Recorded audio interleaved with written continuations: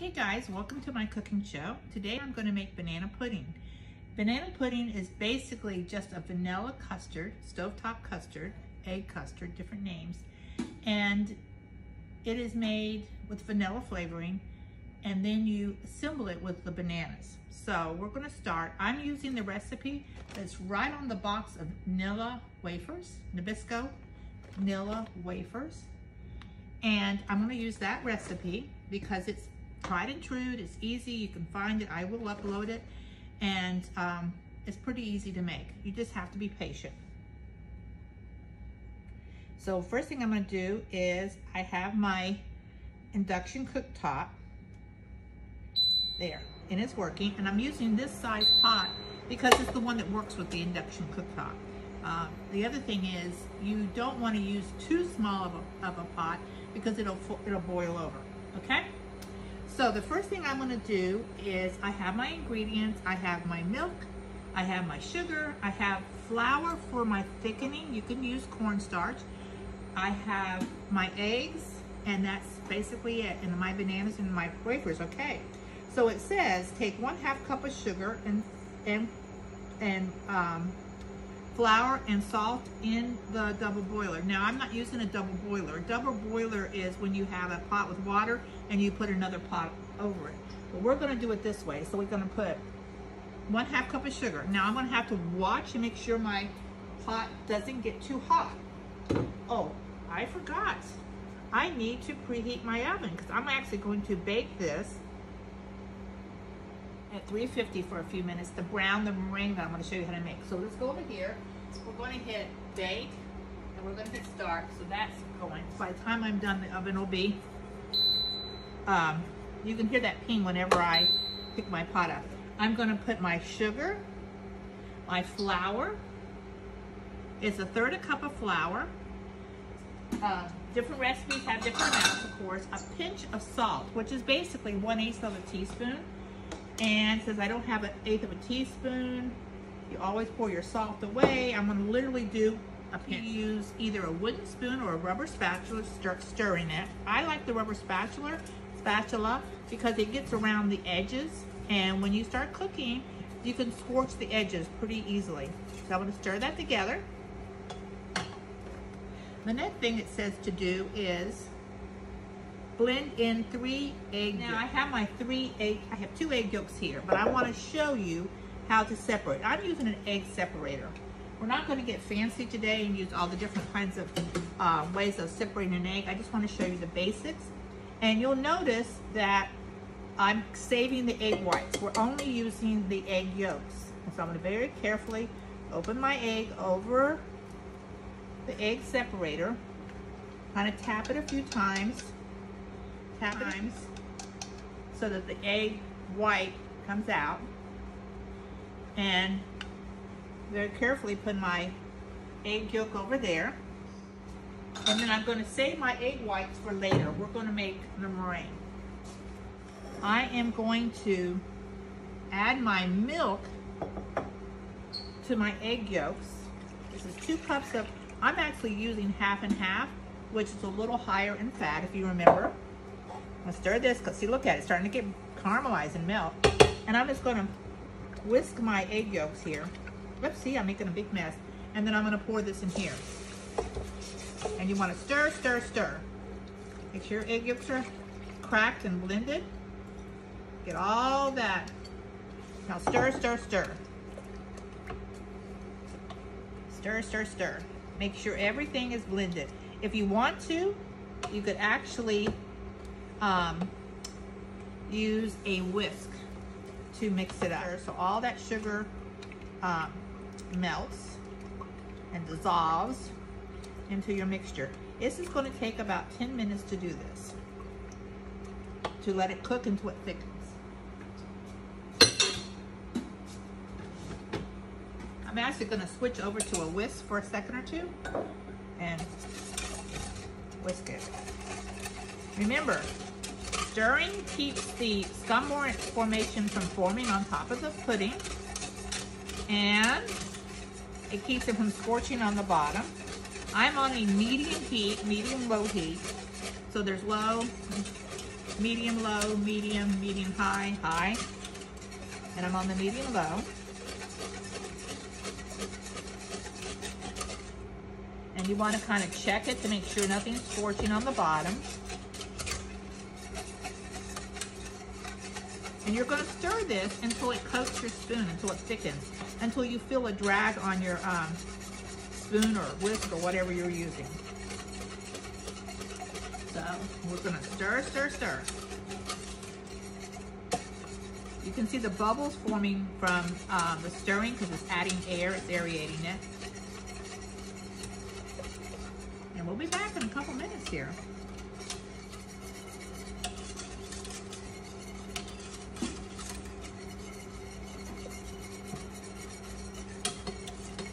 Okay, take a look. See how it's starting to coat the spoon a little bit, but it's not anywhere near. Remember on Jamie Oliver did that, which I don't, does it make sense?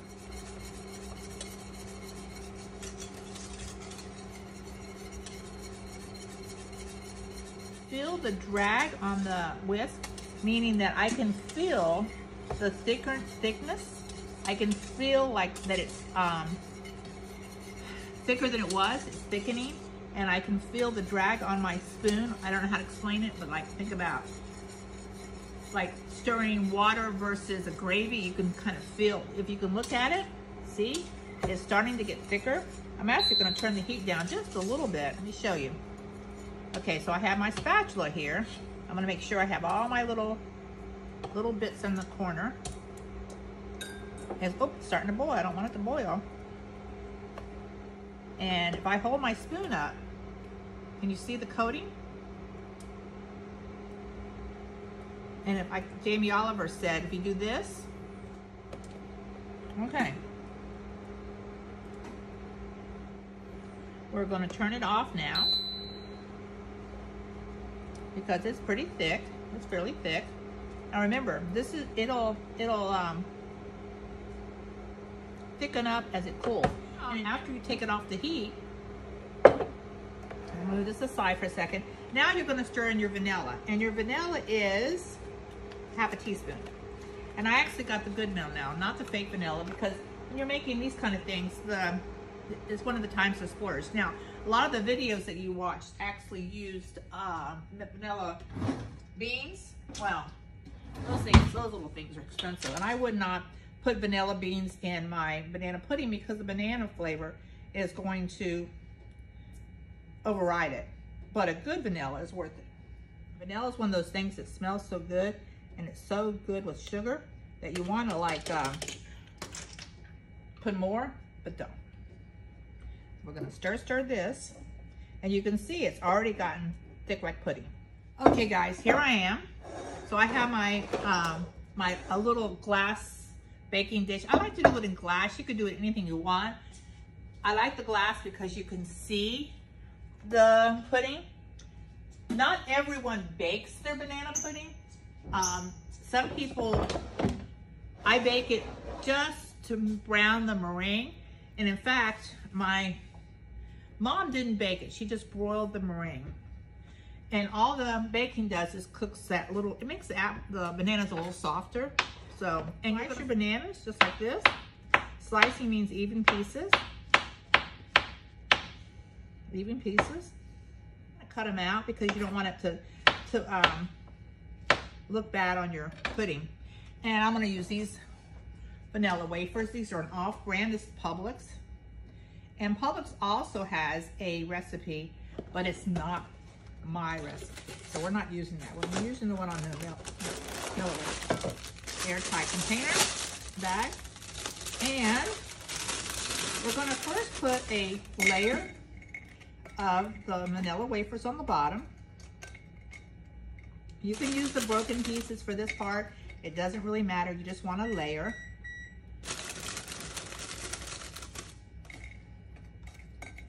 And there you go. And then of the bananas.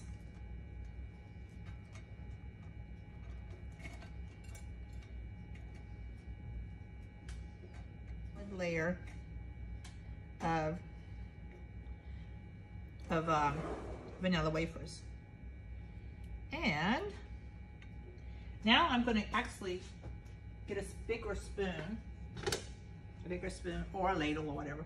And I'm going to put see, this is already starting to cool, a layer of the pudding on top.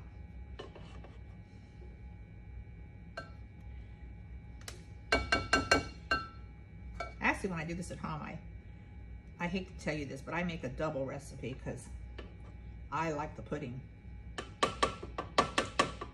You don't want to be too generous because you're not going to have enough for later on. I mean, for the other layers.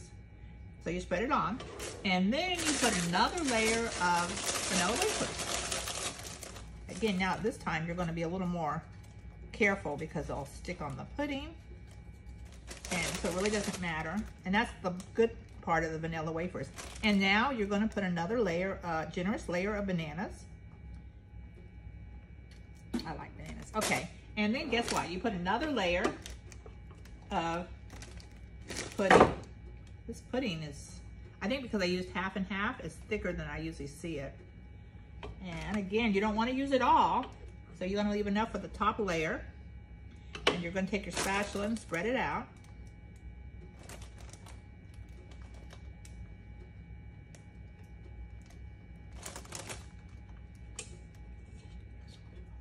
Okay. So it's got it spread. Another layer of vanilla wafers. Now, because I don't have as much, I'm gonna make these, and you can start putting the pretty ones around the edge, like that, so that when you look at it, you're seeing this really pretty edging of the wafers. See? Now, if I was doing it in a cold banana pudding where I didn't bake it, or I had it in like a high serving dish, I would actually do this from the very beginning.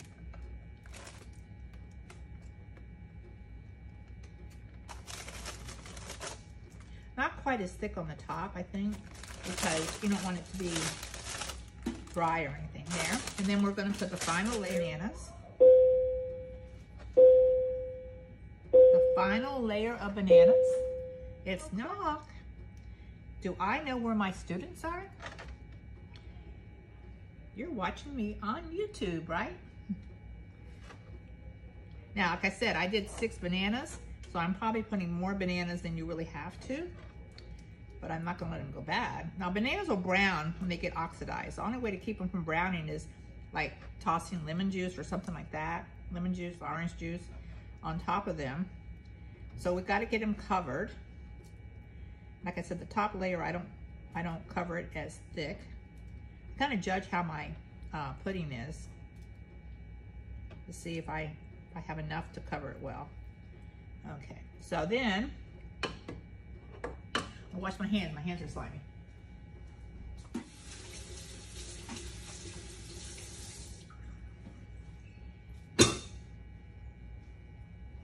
Okay, so let's take this away. We don't need it anymore.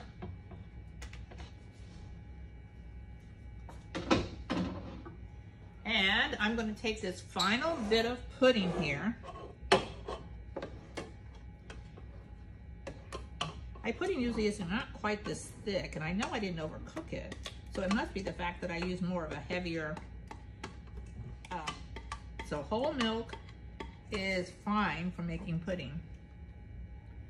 And hopefully, I never have any leftover pudding, I'll tell you that.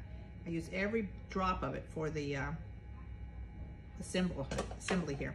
And you want to spread this as best you can, and you want to make sure, if you can, that the bananas are covered.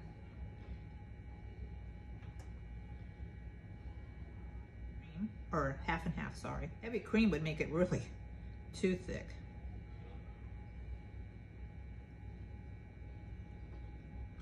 And just gonna keep doing that and get that last little bit of pudding out. And then I'm gonna show you how to make the meringue. Now you're gonna top this with the meringue. Some people do whipped cream, some people do Cool Whip. A true banana pudding expert like me would only use meringue. At least in my opinion, that's how this little Southern soul made it, okay? Here, take that out. and spread it around best you can. Okay, so now we are going to make the meringue to put on top. I gotta get my mixer, and it's super, super easy, okay? So put this aside. Okay, my 3 eggs. Notice I put my 3 eggs in a glass bowl, a glass measuring cup, and I separated them.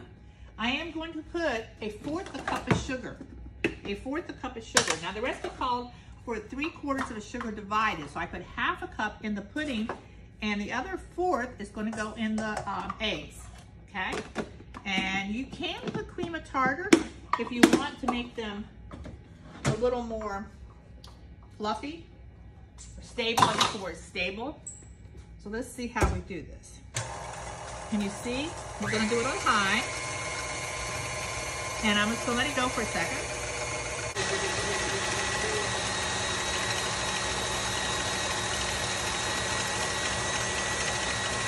Okay, so now they're foam. They're just simply foam. You see how white they are? Because the protein strands have been broken down and put back together again. That means that they're more solid, but not quite there.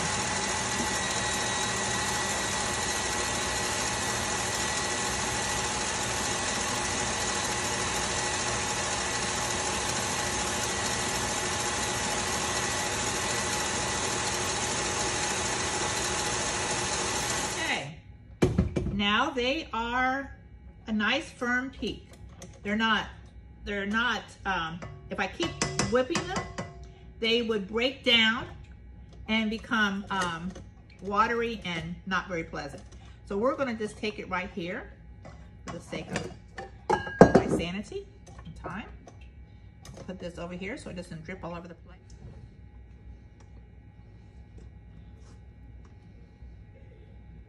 We're gonna put this on top,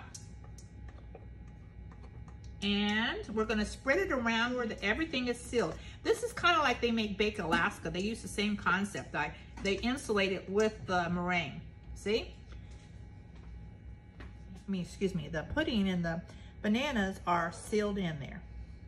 And all I have to do is cook it long enough to make the meringue, the Maillard effect, or the browning of the meringue. Kind of make it even, and a few minutes to show you the finished product.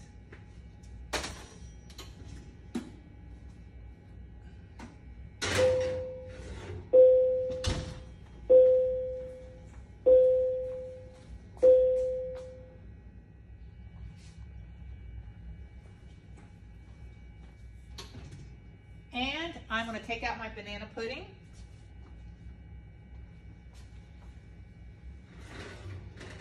And this is a little piece of heaven. Banana pudding. As you brown the top, and you can serve this warm, cold, room temperature, whatever, but it's amazing.